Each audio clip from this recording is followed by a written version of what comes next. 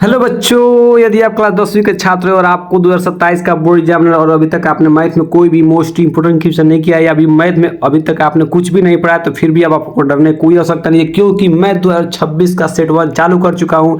यदि आपको कम समय में एक अच्छा स्कोर करना है, आप एक अच्छा स्कोर करना चाहते हैं, तो अब आपको क्या करना है, 2026 के जितने भी सेट हैं उनको केवल आपको लगा लेना है और यहाँ से आपका 95 प्लस का सपना पूरा हो जाएगा बिना किसी समस्या का। तो चलिए वीडियो को स्टार्ट करते हैं। वीडियो को स्टार्ट करने से पहले हमारे चैनल पहली बार आए तो चैनल को सब्सक्राइब जरूर कर लीजिएगा, क्योंकि इस चैनल में सभी सब्जेक्ट का मोस्ट इंपोर्टेंट क्वेश्चन और पीडीएफ नोट्स भी दे रहा हूं। तो आपको इस चैनल को सब्सक्राइब कर जरूर रख लेना है। और मैथ में 90 प्लस का सपना देखा है तो अब आपको क्या करना है, 2026 के जितने भी सेट हैं, जितने भी सेट उनको कवर करना है। मैं सब इस चैनल पर कराऊंगा, आपको इधर उधर कहीं नहीं जाना है, ठीक है। तो चलिए मैं आज की इस वीडियो को स्टार्ट करता हूँ। इसके पीछे मैंने इसका 3 या 4 लेक्चर दे चुका है, जिसमें हमने काफी प्रश्नों कर चुका है। यदि अभी तक आपने उस वीडियो को नहीं देखा है तो उस वीडियो को जाकर जरूर से जरूर देख लीजिएगा। अब हम बढ़ते हैं आगे प्रश्नों कराते हैं। तो मैंने इसके पिछले वीडियो में काफी प्रश्नों करा दिया था। यदि आप डेली मेरे वीडियो देखते आ रहे हैं तो आपको पता होगा किस प्रश्न से आपको आज सॉल्व करना है, ठीक है। तो इसके पीछे मैंने आपको खंड ब स्टार्ट कर दिया था। खंड ब मैंने आपको यहाँ से ख तक प्रश्न करा दिया था। अब हमको करना है ग का। सिद्ध कीजिए कि 5 + √3 एक अपरिमेय संख्या। मोस्ट वांटेड प्रश्न है, मोस्ट इंपोर्टेंट वाला प्रश्न है कि सिद्ध कीजिए कि 5 + √3 एक अपरिमेय संख्या। एकदम आसान तरीका से कराऊंगा, एकदम आसान तरीका से कराऊंगा। यदि आपने इस प्रश्न को कर लिया तो यहाँ से आपका 2 नंबर पक्का हो जाएगा 2027 बोर्ड एग्जाम में, ठीक है। चलिए कैसे करना है, कैसे लिखना है, मैं सब आपको बताता हूँ, आपको टेंशन नहीं लेना है, ठीक है। चलिए कह रहा है कि सिद्ध कीजिए कि 5 + √3 एक अपरिमेय संख्या। ध्यान समझो कैसे करेंगे। अगर कोई भी संख्या, कोई भी सवाल अगर इस तरह का आ जाएगा, सिद्ध करिए कि कोई ये परिमेय है चाहे ये अपरिमेय, सिद्ध करने के लिए आ जाएगा तो क्या करना है, सबसे पहले उसको मानना होगा कि 5 + √3 जो भी सवाल देगा ना उसको मानने को क्या है, वो परिमेय संख्या। उल्टा मानते हैं, विरोधाभास नियम लगाते हैं यहाँ पे, ठीक है, समझ रहे हो। तो सबसे पहले माने कि 5 + √3 एक परिमेय संख्या। क्या करेंगे, माना। यहाँ लिखेंगे माना 5 + √3 क्या है, परिमेय संख्या है, ठीक है, परिमेय संख्या है। यहाँ से आपको ये वाला मान लेना है, ठीक है। अब दुनिया कोई परिमेय संख्या हम उसको बटा के रूप में लिख सकते हैं। मतलब बटा के रूप मतलब a बटा b, जहाँ a और b क्या होना चाहिए, जहाँ a और b क्या है, जहाँ a और b क्या है, सह संख्या है। सह अभाज्य संख्या। सह संख्या क्या होती है, जिसका एचसीएफ लेना क्या है, 1 है। मतलब वो और किसी से नहीं कर सकते हैं, ठीक है। हो गया कि नहीं हो गया, देखिए यहाँ पे हो गया, सह अभाज्य संख्या है, ठीक है। आशा करते हैं इतना समझ में आ गया होगा। अब क्या करेंगे, जो रूट वाला होता है ना उसको हम हमेशा अकेला करते हैं। जो रूट के अंदर जो संख्या होती है उसको क्या करते हैं, अकेला करते हैं। तो इस +5 को उधर भेज देंगे तो हो जाएगा, उधर जाकर किस में हो जाएगा, -5 हो जाएगा, क्योंकि इधर प्लस में है। आज जब कोई चीज़ प्लस में होता है उधर x में होता है माइनस में, तो इसके बटा हम 1 लगा सकते हैं हम। अब इसको थोड़ा सॉल्व कर लेते हैं। सॉल्व करके यहाँ पे आपको बताते हैं, इसके गुणा इसमें कराइए। सॉल्व कर रहे हैं, इसके गुणा इसमें कराएंगे तो ये हो जाएगा a, b के गुणा 5 में कराएंगे तो हो जाएगा 5b। आप बटन क्या हो जाएगा, b के गुणा जब 1 में कराएंगे तो हो जाएगा b, ठीक है। मैंने क्या किया है, इसका एलसीएम लिया है, नीचे से नीचे भाग किया, ऊपर गुणा, नीचे से नीचे भाग, ऊपर गुणा, ठीक है। मैंने डायरेक्ट ट्रिक लगा के किया है डायरेक्ट। यदि आपको भिन्न का सवाल आता है तो आप उसको भी कर ले जाएंगे, ये समझ जाएंगे कैसे किया मैंने, ठीक है। बाकी ध्यान से देखिएगा। अब यहाँ देखिएगा आप लोग, जो यहाँ पर मैं अब यहाँ पर लिखूंगा, ठीक है, ध्यान से देखिएगा। ये चलो ये जो दिया a - 5b बटा b, ये क्या है, एक परिमेय संख्या है। मतलब बटा में तो परिमेय संख्या है, तो जब ये परिमेय संख्या है तो भी परिमेय संख्या होनी चाहिए, ठीक है, क्योंकि बराबर चिन्ह है तो इधर जो होना चाहिए वही इधर होना चाहिए। तो ये परिमेय संख्या है तो ये भी परिमेय संख्या होनी चाहिए। लेकिन हम जानते हैं कि √3 का है, एक अपरिमेय संख्या है, ठीक है। तो यह कथन गलत क्यों हुआ, क्योंकि हमने ऊपर माना था क्या है, परिमेय संख्या है, ठीक है। तो बस ये आपको आराम का लिख देना है कि यहाँ आप लिखेंगे यहाँ a बटा a - 5b बटा b एक परिमेय संख्या है, एक परिमेय संख्या है। तो √3 भी एक परिमेय संख्या होनी चाहिए। √3 भी एक परिमेय संख्या होनी चाहिए। परंतु हम जानते हैं, परंतु क्या करते हैं, आप जाने चाहे मत जाने, आपको इतना लिखना होगा, ठीक है। हम जानते हैं कि √3 क्या है? अपरिमेय संख्या है, अपरिमेय संख्या है। अतः हमारी की गई कल्पना, हमारी की गई कल्पना गलत है, इसलिए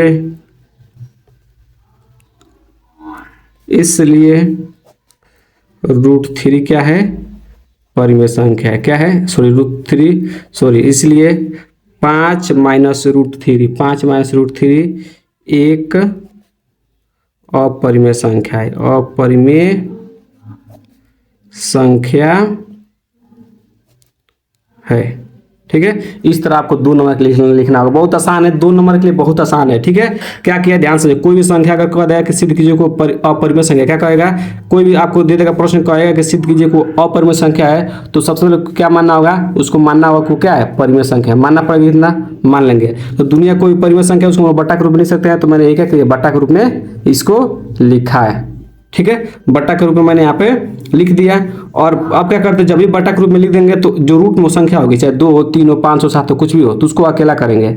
तो अकेला कैसे करेंगे? जब 5 को उधर भेजेंगे तो हो जाएगा -5। यहाँ से भिन्न का सवाल है तो मैंने यहाँ पर सॉल्व किया है और इसको बट्टा के रूप में बना लिया है। ठीक है, मान लिया है। फिर अब ये वाला बट्टा है तो दुनिया कोई बट्टा संख्या हो, यदि बट्टा में है तो परिमेय संख्या है, तो ये परिमेय संख्या होगा तो ये भी परिमेय संख्या होना चाहिए। तो मैंने वही लिखा है कि ये परिमेय संख्या है तो ये भी परिमेय संख्या होनी चाहिए। परंतु हम जानते हैं क्या है? √3 एक अपरिमेय संख्या है। अतः हमारी की गई कल्पना मतलब हमने ऑलरेडी ऊपर माना था कि ये क्या है? परिमेय संख्या है, जो कि अपरिमेय था, लेकिन हमने माना था परिमेय। ठीक है, तो अतः हमारी की गई कल्पना क्या है? गलत है। इसलिए 5 माइनस √3 का एक अपरिमेय संख्या है। यहाँ से आपका प्रश्न ग भी खत्म हो गया। अब हम लोग बढ़ेंगे प्रश्न नंबर घ पर। ठीक है, घ नंबर प्रश्न को आप लोग आराम से देखिएगा, ध्यान से पहले इस प्रश्न को पढ़िए, फिर मैं सॉल्व करता हूँ। ठीक है, पहले आप लोग इस प्रश्न को पढ़िए। कह रहा है कि बिंदुओं 2, -2 और -7, 4 को जोड़ने वाले रेखाखंड के मध्य बिंदु के निर्देशांक ज्ञात कीजिए। मोस्ट इंपोर्टेंट प्रश्न है वाला, मोस्ट इंपोर्टेंट प्रश्न है। केवल आप क्या करना चाहिए? सूत्र पता होना चाहिए। क्या होना चाहिए? इसका सूत्र पता होना चाहिए। आप इस प्रश्न को कर ले जाएंगे। ठीक है, इस प्रश्न में केवल आपको क्या पता होना चाहिए? सूत्र पता होना चाहिए। देखिए ध्यान से समझिएगा, ये प्रश्न क्या कर ध्यान से समझिएगा, आप मैं अच्छे समझाने की कोशिश करता हूँ। ठीक है, मान लिया आपके पास कोई 2 बिंदु है। एक बिंदु ये है जिसका निर्देशांक है 2, -2। ठीक है, एक बिंदु यहाँ पे जिसका निर्देशांक है -7, 4। ठीक है, ये 2 बिंदु है, इन दोनों का निर्देशांक दिया गया। ठीक है, इन दोनों बिंदुओं को मिलाने वाला एक रेखा है, ये रेखाखंड है।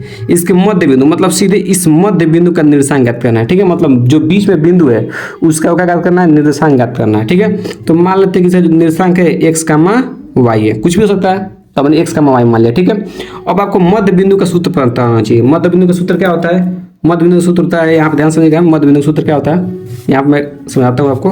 मध्य बिंदु का सूत्र होता है x = x1 + x2/2। ये x का होता है।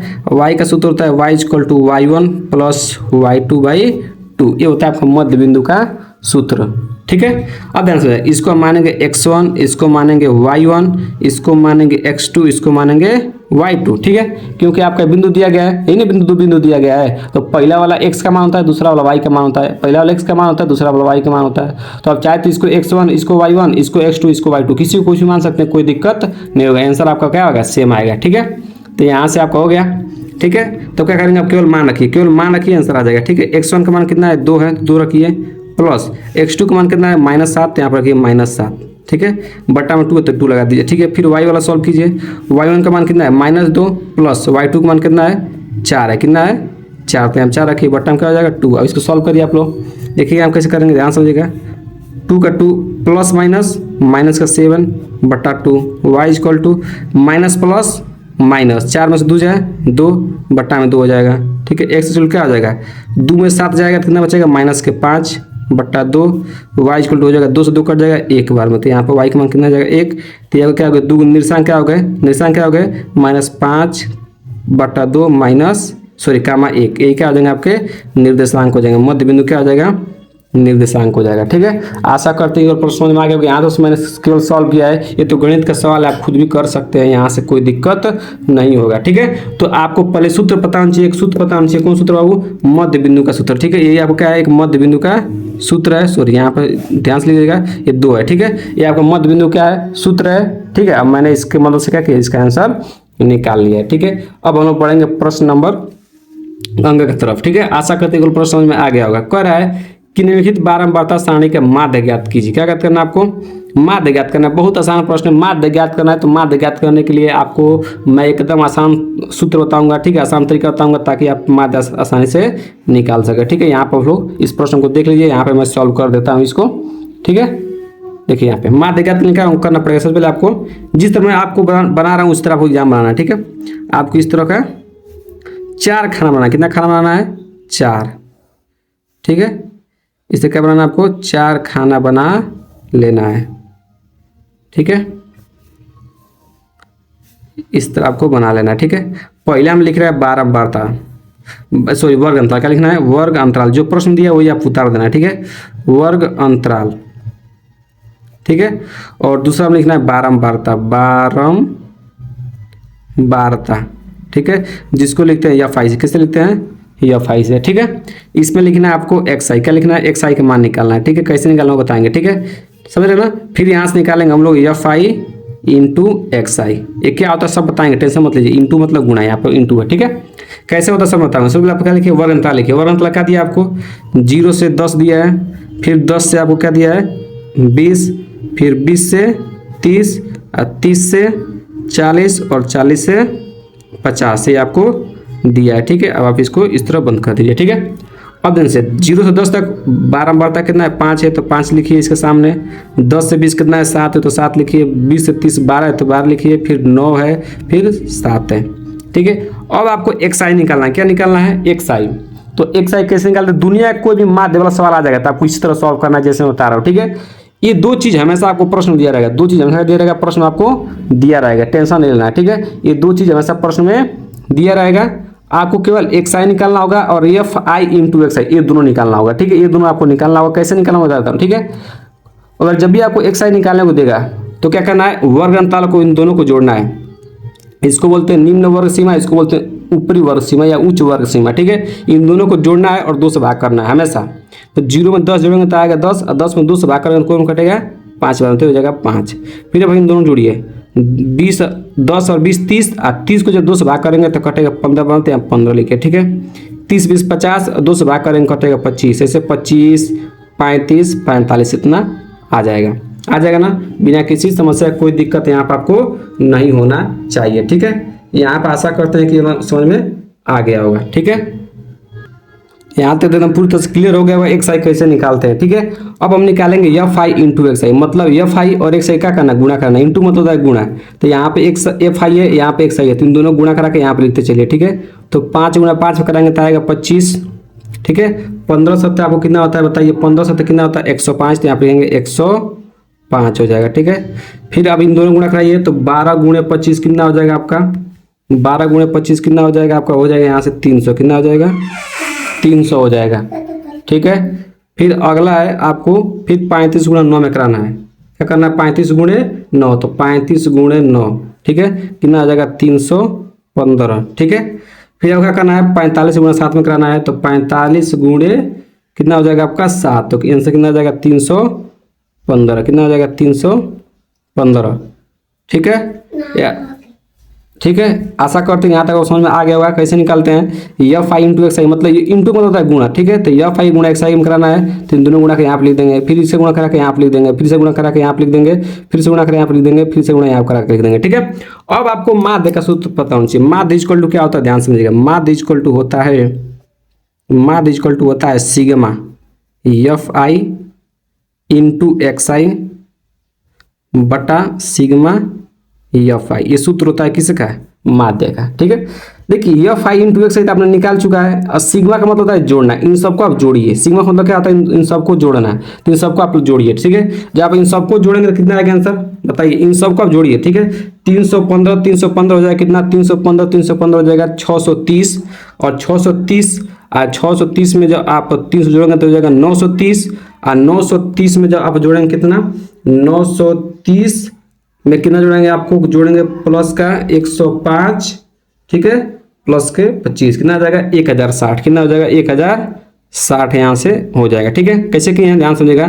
सिग्मा का मतलब होता है जोड़ना, किसको जोड़ना है, एफ आई इंटू एक्स आई, मतलब जो एफ आई इंटू एक्स आई आप निकालें इन सबको जोड़िए तो आ जाएगा 1060। ठीक है, और सिग्मा एफ आई, सिग्मा मतलब जोड़ना किसको, एफ आई को, तो एफ आई यही पे ना है 15 7 कितना 7 5 12, 12 12 24, और 24 में 24 में जब आप कितना जोड़ेंगे 12, 24 में कितना जोड़ेंगे आप 12, तो कितना आएगा 24 प्लस 9 प्लस 7, ठीक है, कितना आ जाएगा 40, कितना आ जाएगा 40। ठीक है, जब हम जोड़ेंगे तो 5 7 12 12 12 24, और 24 में जब आप इतना जोड़ेंगे 9 जोड़ेंगे और 7 जोड़ेंगे कितना आ जाएगा 40 आ जाएगा।